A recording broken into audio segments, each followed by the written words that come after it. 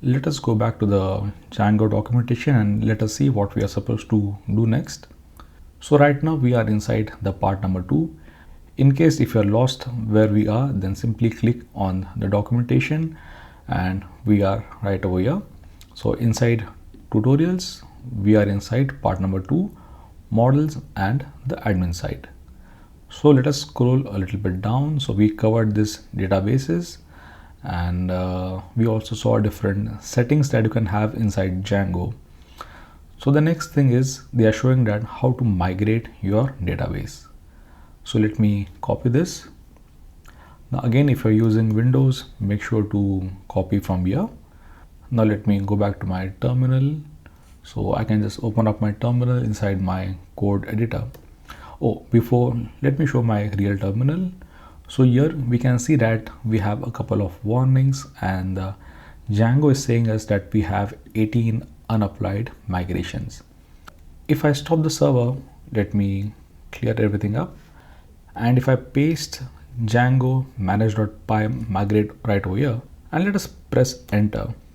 So what Django did is it applied a lot of migrations that are inbuilt inside different Django applications. Now if this sounds a little bit complex, don't worry. So let us go back and so this is our settings file. So if you forget where is this settings file, just open up a sidebar. So this is your project for your my site. Inside my site, just go to settings. So that's where we are. Now let me go slightly up and I want to see my installed apps. So here you can see that Django has different installed applications. Now all of these applications has to work with a database. For example, if we create a admin user, then where do we store all of the data? So Django needs some place to store your admin user. So all of these different applications, they require some sort of models and those models require some sort of a structure and that structure has to be migrated to your databases. And that's what this command did right over here. So what this command did was it created different database tables inside our SQLite database. Now if we go back to our code editor, let me close this one. Yes, I want to save and let me open up my sidebar once again. Now let me collapse this one and let me open up our SQLite Explorer. Let me click on refresh because we just created a lot of migrations and you can see that as soon as I refresh my database, we can see that we have a lot of tables inside our SQLite database. Let me pull this a little bit up. So you can see that a couple of moments before there were no database tables, but as soon as we migrated, we have a lot of different tables. For example, this one is for our authenticated user and you can see that there are different fields for the ID, password, last login, username and so on. So all of this information or all of these migrations are coming from the inbuilt applications which are shipped by Django itself. So all of these applications are creating all of those migrations inside Django. Now if I go back to my terminal, let me clear up everything and now let us try to run our server. So I can say manage.py run server. Let me zoom this a little bit for you. Now you can see that on the top we don't have any warnings this time because we have migrated all of the database models to our database. Let us go back to our server and let us see if it is working or not. So this is what we created, a JSON response a couple of lectures back. Let me just refresh and you can see everything is working fine. If I go back to my polls page, again we get this message, welcome to our polls app. So you can see that everything is working just fine. Now let us go back to the documentation and let us see what we are supposed to do next. So next is they are showing how to create models. So you can imagine models to be a structure of what kind of data you want to save inside the database. Now this is our polls application and here we need to create two models. So one model would be for our question and the next one would be for a choice. So what's going to happen is we are going to have a question for our polls and that question would have multiple choices. So let us go down and let us see what they're saying about creating models. So the first thing is, you can see that they're asking us to go to this file, which is polls and models.py. So let us go right over here. Let me close this one. Let me collapse this. So inside our polls application, let us go to the file of models. Let me collapse my sidebar, and I don't need this comment. So let's create a model right over here. So as we just saw, we need to create two models. So let us create the first model for the question. Let us create a class and let us name the class as question. But this class has to inherit from models.model.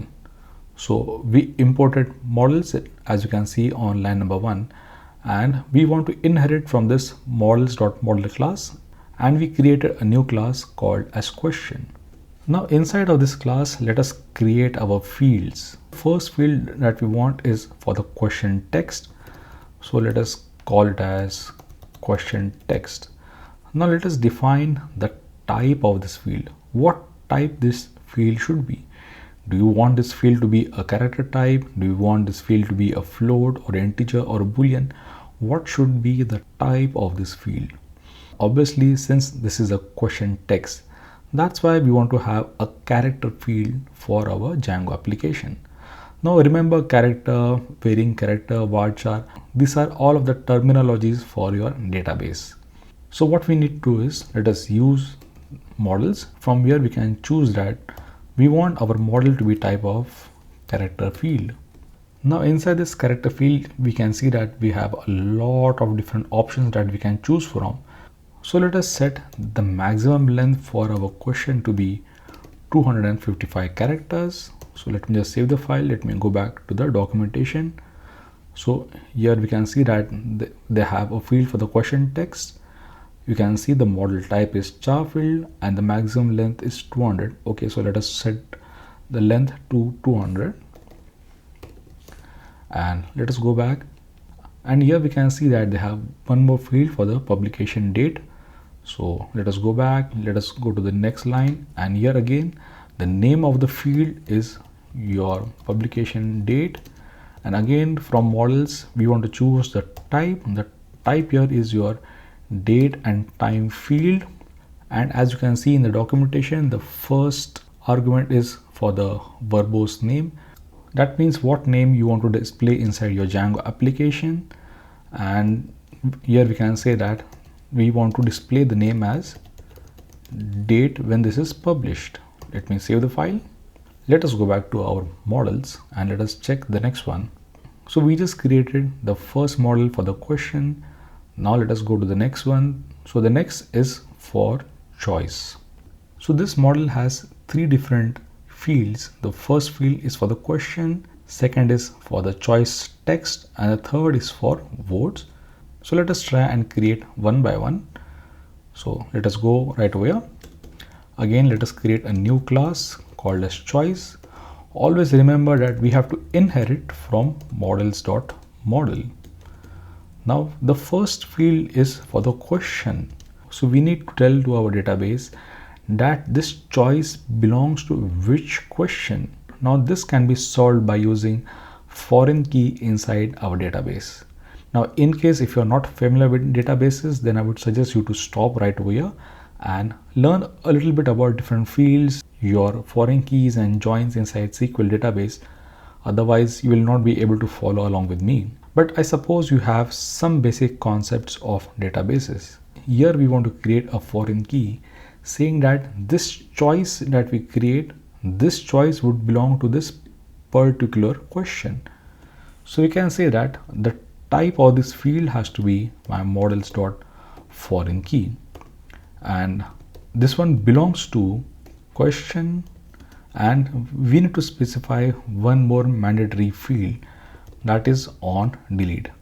So the concept goes like this: if we delete the original question, then what happens to the dependent choices? So in that case, we can say to our Django application that, okay, so whenever someone deletes the original question, that time we also want to delete the choice automatically. And so we can specify that on delete, I simply want to cascade. That means if the related question is deleted, then we simply want to cascade and we want to delete all of the related choices. And all of these things happen automatically. We don't have to delete each and every choice manually. Now let us go back to the documentation. So this is what we just created. So the next is very similar. So let me copy these two fields. Let me go back and let me paste right over here. So the next field that you can see is for the choice text. So this is similar to the question text that we created. Again, the type is character type. The last field, the name of the field is votes. Now, since these are votes, we want to count those votes. And since we want to count those votes, we have specified the type as integer field. And we have also set a default value saying that the default value for the votes should be 0. Now, before I do anything else, let me open up my sidebar. Now, inside my polls application, let us go to this package of migrations. And as you can see right now, there is nothing inside this migrations. But whenever we run the migrations, a new file will be created inside this folder, and that new file will tell Django how to create models inside the database. So right now, just keep in mind that we don't have any content inside migrations other than a simple init file. Now again, let me collapse my sidebar and let us go back to the documentation. Now let us go down, and the next part is for activating a model. So what do we mean by activating a model? So till now we have created an application, but how does Django know that we have created an application? So we have to specify, or we have to tell Django that okay, we have created a new model or a new application. So these are the models that you need to migrate, and these are the models for which you need to create tables inside the database. And after creating those tables, Django again gives you a database access API for accessing our models. So we will talk about how to access your models a little later in the tutorials, but right now let us see how we can activate our models. So here it is. We have to go to our project folder, my site, and then to settings.py, and this is the line that I want. Let me copy this one. Let me go back to my code editor. Let me open up the settings file, and inside our installed apps, let me create a space and let me paste right over here. So now Django knows that we have an application called as polls, and now it can start migrating all of the models. So if you are wondering from where did we get this big name, so what is this? Inside your package of polls, it wants us to go to our module of apps, and inside the module of apps we have a class of polls config. Let me open up the sidebar. So let us see that what we want to do inside our polls application. Let us go to the module of apps, and inside this module we can see that Django has created a class which is called as polls config, and this is what we are referencing inside our settings file. Now let me collapse the sidebar. So this is one way of specifying your settings, or there is a shortcut way. We can take all of these things out and we can just write polls. So this is also going to work. Now let us go back to the documentation and let us see what we want to do next. So here they are saying that let us run another command for migrations. So let me copy this one. Again, let me go back to my terminal. Let me stop my server. Let's clear up everything and let me paste it right over here. So again, what we are trying to do here is we simply want to make migrations to our app of polls. So let me run this command, and here we can see that we have created one migration for polls.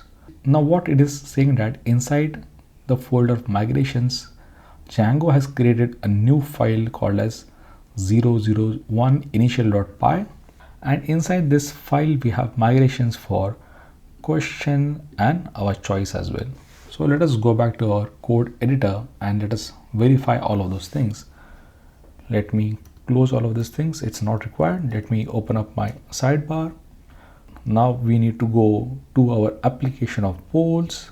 Inside inside polls, we want to go inside migrations folder, and inside migrations, this is the file which Django created for us. Now please remember in mind that this file is created by Django and it is not intended for us to change anything inside. I just want to show you this file just for the sake of reference, but please be sure not to change anything inside this file. Again, let me collapse my sidebar.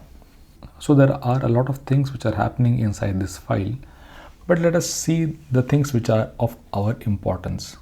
So here we can see that Django has created a class for migration, and you can see that it wants to create a model by the name of question. Yes, so that's what we want, right?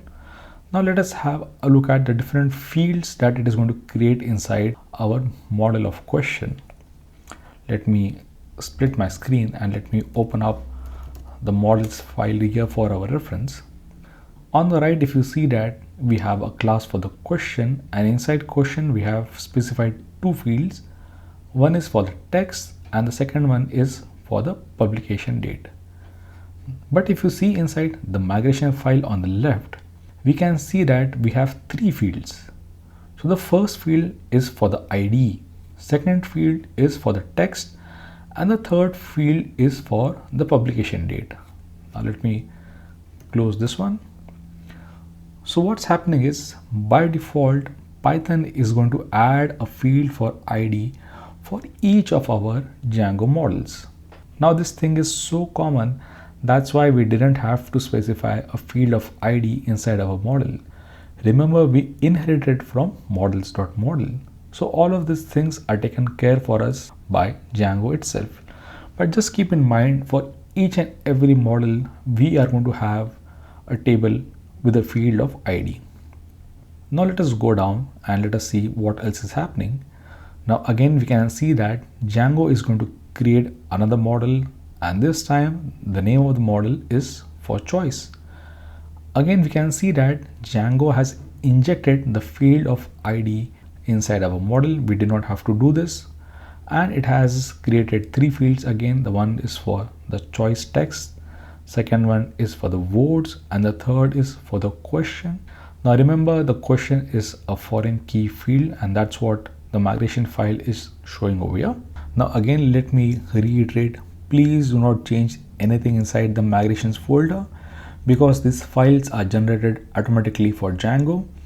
If you want to learn how to create custom migrations, then that is a really advanced topic, and obviously we are not going to cover that thing inside this tutorial.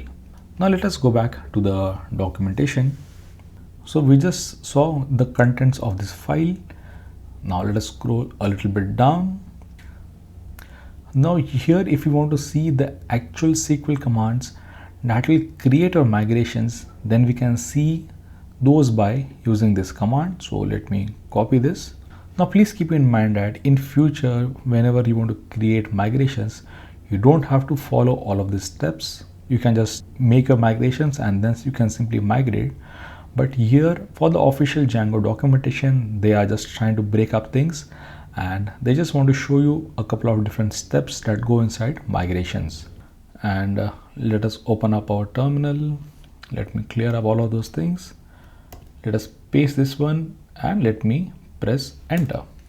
So if you are familiar with SQL, then you will be able to identify that Django has created a SQL statement, and that's right over here. So the statement goes something like this: create table, and Django has named the table as polls question. So this is a convention. The first is the name of the application, and it is followed by the name of your model. The same thing goes right over here. Again, polls followed by choice. The next comes the different fields. So we can see that we have one for ID, one for the question text, and one we have right over here for the publication date, and the same thing that you can see for the model of choice. So these are the different SQL commands that would be run by Django whenever we migrate our models. So let me go back. Now let us again go back to the documentation.